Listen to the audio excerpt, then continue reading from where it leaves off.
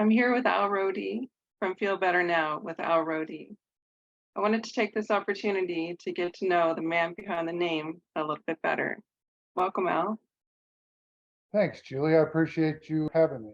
Let's begin with what is EFT tapping for those who have never heard of it before.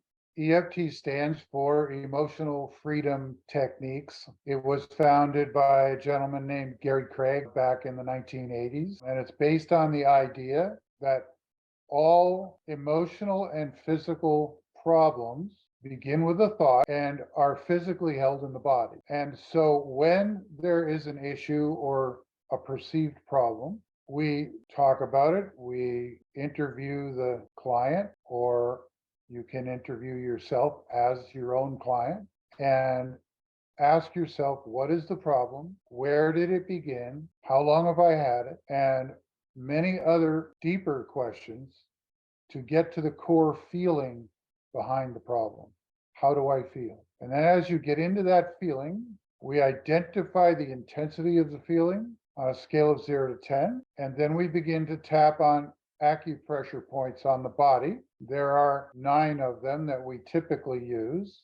Although, as you might know from acupuncture, there are hundreds and hundreds of acupoints on the body, but EFT utilizes primarily 9 points. And as we tap, we stimulate the amygdala where our memories are held to release the memories, and also the parts of the body where the memory is also held to release the hold on the emotion to the memory. We tap on these acupressure points while we repeat certain statements that are based on what the problem is. What is it good for? Like what can it help? Well, Gary Craig always says, try it on everything. So, can I guarantee that it works on everything? No. But what I can guarantee is that everything that feels like a problem will present other problems behind the original problem. The problem that you think you have isn't always the real problem. So, just in asking the questions and talking about things, you come up with different ideas and different feelings and different emotions. I have worked with people who had back pain for years and years, and it went away in one tapping round. But then I've worked with people with other kinds of issues where we had no success. Of course, the client is the most important factor in doing the work. The client has to at least become invested in doing the work and open to the possibility of change. How long have you been practicing EFT? I've been officially practicing tapping since 2008. So that's about 14 years. And it took about a year and a half of study and testing and things like that to get my certification prior to that. So I would say 16 years I've been full time. I teach, yes. We teach up to level 3, which is practitioner level. Level 1 is for anybody who wants to learn how to tap either for themselves or for their loved ones and friends. But you're not really qualified to get into becoming a practitioner in level 1. Level 2, we dig deeper and we become more in depth about how to ask good questions and how to get to core issues. And I like to say that EFT is scientifically based, but the delivery of it is an art form. And so I try and help people learn how to become artists in the delivery of tapping. Who taught you? I mostly learned on my own. Gary Craig, in his wisdom, he put out an 87-page operation manual for free, which is still available on my website. And I studied that in depth. I practiced it over and over and over. He also put out 70 hours of CDs and DVDs, mostly DVDs, case studies, practice sessions, workshops that he held and put on. He had certified or authorized one of his EFT masters, her name is Patricia Carrington, to run his certification program. And I went through her certification program. Why do you incorporate Ho'oponopono into your EFT sessions? I have to give credit to a fellow EFT practitioner named Brad Yates, who you can find on the internet. And I highly recommend that you find many different EFT practitioners through the internet. We all have our own style. I really like Brad's style, and I was watching him one day. The cornerstones of my practice when I started it were love, gratitude, and forgiveness. I have since added a fourth cornerstone called compassion. But love, gratitude, and forgiveness were really kind of my mantra for going into every session with every client that I worked with. I was tapping just to get to know somebody else's style. I think we have to keep learning all the time. And Brad had a YouTube video that used the Ho'oponopono mantra as a tapping protocol. So the mantra for Ho'oponopono is, I love you, I'm sorry, please forgive me, thank you. So in those four statements, I saw the cornerstones of my practice. And I thought, wow, this is really powerful. This is something that I want to learn about. What is this all about? And Brad was talking about Ho'oponopono, and he talked about Joe Vitale and Dr. Hugh Len, and the book that they wrote together called Zero Limits. Kind of a funny story. I read that book in its entirety on a Saturday afternoon at a blues festival. So there was music going on in front of me the whole time, but I was so immersed in the book, I just read the book from cover to cover in the middle of hundreds and hundreds of people at this blues festival. I was just sitting on a chair right in the front row and taking in the blues and reading Zero Limits, and never looked back. And really, my life changed even on that weekend. I was there for a weekend for that blues festival, and my life changed in that weekend, and I never looked back. Ho'oponopono is profound. And so it's a spiritual practice that I have embraced. It originated in ancient Hawaiian Aboriginal teachings that was practically erased by European Christians when they went to Hawaii and dominated the Aboriginal people. So the practices of Ho'oponopono were turned into song and memories and stories. And so they were no longer allowed to write them down, but they couldn't be stopped from singing their songs and telling their stories. And so when it was safe for the Aboriginal people, the Hawaiians, to bring Ho'oponopono back out again, they did so. It's a non-denominational spiritual practice. And when I say spiritual, I don't mean religious. There is no doctrine, there is no dogma, there is nothing that anybody has to ascribe to. It's really about learning how to love what is, to be at one with all of our fellow sentient beings, the land, the animals, the humans, the insects, the birds, all things.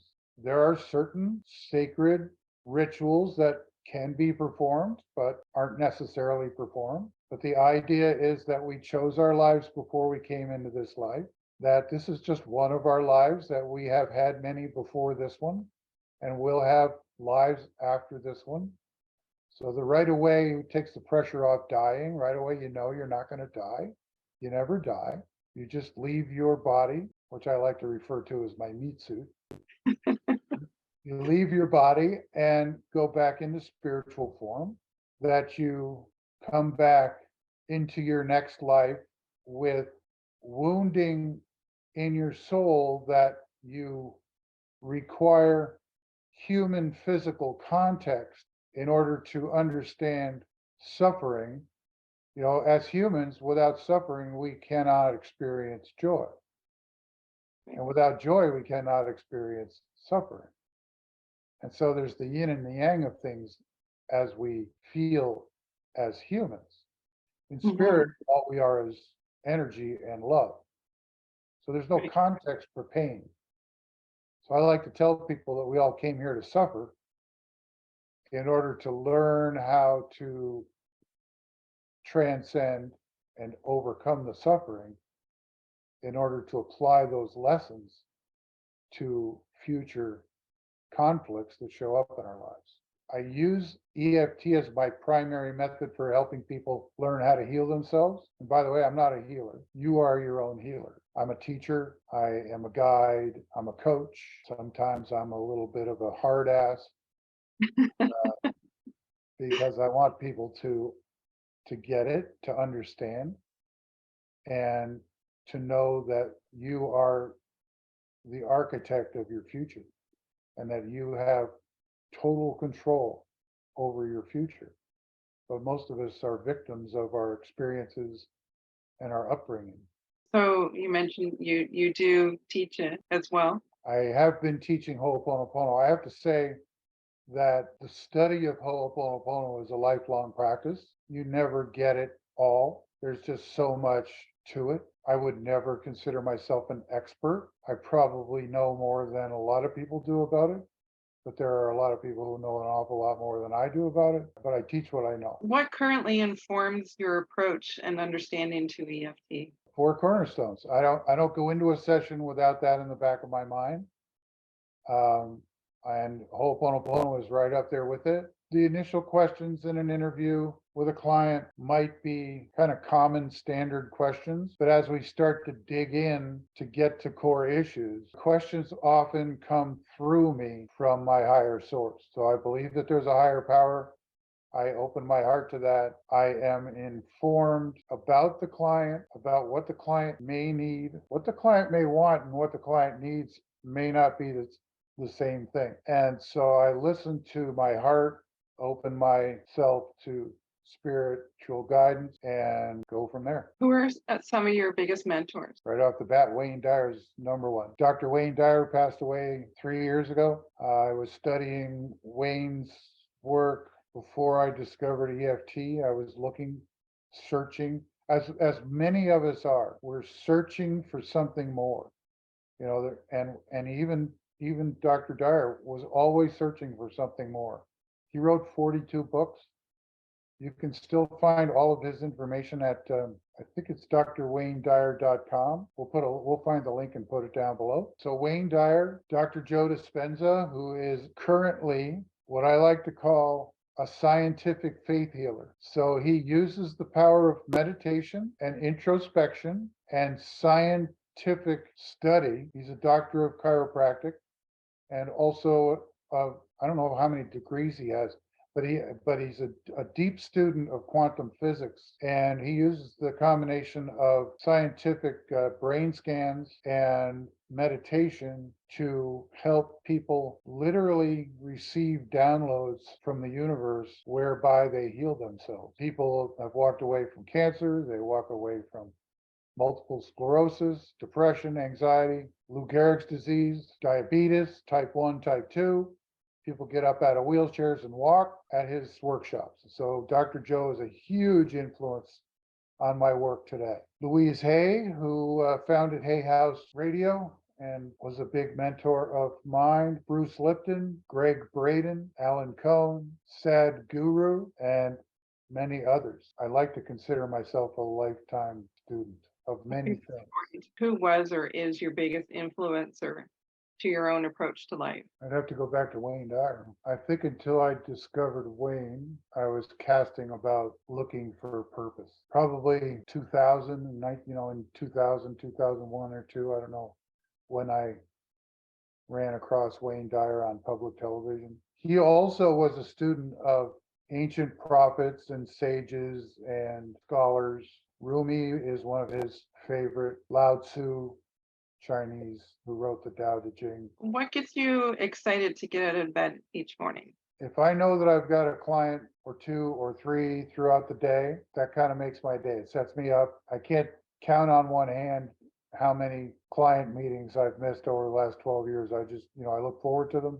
They're in my calendar because EFT is so powerful that in one session, a person's life can change. It doesn't always happen in one session. We like to have these 1 minute wonders where literally something changes in, 1 minute, 5 minutes, 3 or 4 tapping rounds, something like that could change somebody's life for the better in a fundamental way. And it doesn't always happen in every session, but I will say in every session, I can't say I've ever done a session when something, some small thing didn't shift for the client in a very beneficial way. And so that just, when that happens, it just lights me up. Are there any other modalities that you use? And if so, can you tell me about them? One of the modalities that I've been really encouraging people to get into is meditation. And a lot of people say you can't meditate. And what I say is there are all kinds of guided meditations out there. Keep looking, use earbuds if you have to. You don't have to sit on the floor cross-legged and look like a guru in order to properly meditate. You can put on a set of headphones, you can listen to some meditative music. The object would be to put yourself in a theta brainwave state, to move yourself into a delta brainwave state. It's a matter of practice. Dr. Joe, meditations are highly guided and have certain purpose. So I really like to recommend his meditations, but they're not for everybody. So meditation is one. I don't teach meditation, and I don't think I ever will, but I highly recommend it to people. Mhm. Dowsing, which is not everybody knows about dowsing. Most people know about what's called water witching, or, where they use like a willow rod shaped in the form of like a Y, Right. that you walk around looking for water. Mhm. And the idea is that like attracts like. And so the willow or the white birch rod is filled with water. You want to get them green, you cut a green stick, it's full of water. And as you walk around, all of a sudden it will be drawn to where water is in the ground. So that's a form of dowsing. My primary method of dowsing is with a pendulum. A lot of people know how to use a pendulum, and I do teach dowsing. You can use what's called a bobber or L rods. There are all different forms of dowsing, but basically what dowsing does is use your body and your body's connection to the earth to draw spiritual information through you in order to get answers to important questions in your life or the lives of others. You also can use dowsing to influence all kinds of things, weather events, health, relationship, all kinds of things. There are certain restrictions in dowsing. You never ask, like, when am I going to die? Or those kinds of questions, because the answer is really we never die. So it's a trick question. I would say dowsing is a big modality for me. I recommend mirror work to people, which is basically speaking to yourself in a mirror, teaching yourself to practice loving yourself as you are, just the way you are, just the way you see yourself in the mirror. So a lot of people might look in the mirror and say, oh man, I don't like the way I look, or I don't like the way I feel about myself, or I'm not going to make eye contact with myself. This is just the ego saying that we're not enough. And it's not true. Everybody is enough. And so practicing being enough, practicing learning how to love yourself in the mirror is very powerful. So I recommend mirror work to people. Do you ever plan to retire? No, I don't have a job as it is. I don't work. I love I love what I do. I do what I love. I found my passion. I was 53 when I found, well, no, I was 53 when I had my son. Yeah, I was 51 when I found my passion. I'll be 101 when I leave my meat suit behind and cross over the veil, and doing the best I can until then. I might slow down a little bit, but I don't see evidence of it yet. Is there anything else that you can think of that you would like to add? It would be my wish. No, it is my mission to introduce tapping EFT to as many people as possible before I cross the veil. I absolutely know one of the things we haven't talked about is the science. There are over now 200 scientific studies proving the efficacy of EFT. It's the most studied psychological practice there is, yet it's endorsed by almost no one of consequence. I shouldn't say that. The Veterans Administration in the United States has endorsed EFT as a best practice for post-traumatic stress disorder.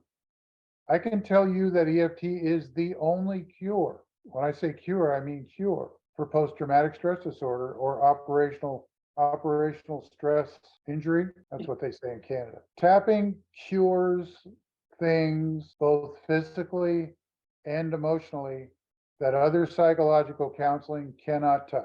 And we do it in a much more cost-effective way. So if you're an insurance company out there and you're seeing this and you're paying for psychologists to look after people, find yourself some EFT practitioners and save some money. It's the most cost-effective practice there is for psychological counseling, bar none. It's the fastest, and also it deeply and completely removes the unwanted negative emotion in the body. I want all first responders to have access to EFT. I want all police and fire and EMTs and, I want all students in classrooms to have access to EFT. All military personnel, if EFT was taught in basic training, number one, the stigma of psychological counseling would be taken away because it would be taught in basic training. Number two, when a young recruit goes off to a war theater, and that's most likely in the near future, that he or she can go behind a building somewhere and tap away the horrible trauma that they experienced 10 minutes earlier. And they'll have the tool to do it. And if they can tap it away before PTSD kind of gets a hold of them, they'll come home in a better emotional state, save everybody a whole lot of money, a whole lot of angst and sadness and suicide and family. So these are goals that I have. One of my regrets is that I wasn't able to weigh in on the Truth and Reconciliation for First Nations, where people were forced to tell their stories to lawyers who had no compassion. They just, well, you have to tell your story in order to be compensated for what happened to you in residential school. Well, those stories are painful, and tapping takes the pain away. And so also brings more clarity. There's more detail. You can tell your story in a more calm and collected and thorough way. I want everybody to try it. Just try it. Temporarily suspend disbelief and try it. You got nothing to lose. It does no harm. There's another thing. The medical system always, Hippocratic Oath, the first part of it is first do no harm. Yet we know in standard medical care, harm is done all the time. People go to the hospital and come out sicker than when they went in. There is no harm in tapping. Nothing to fear.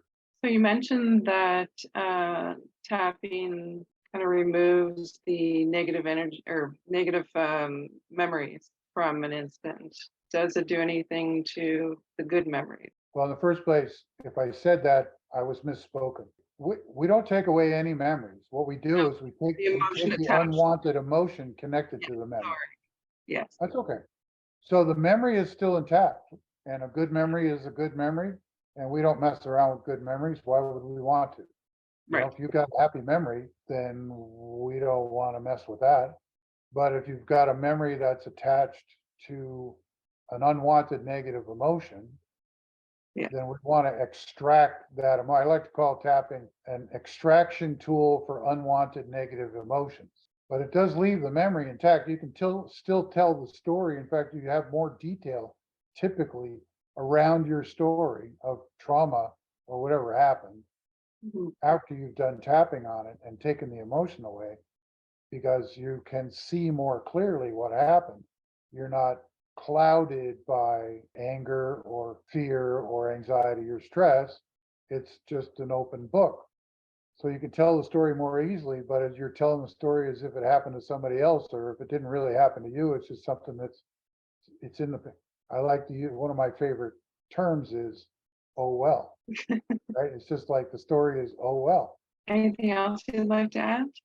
I would ask that you spend some time on this website. We've been working on it, and come back to us often, because there will be ongoing events and ongoing updates. There's always new science coming out.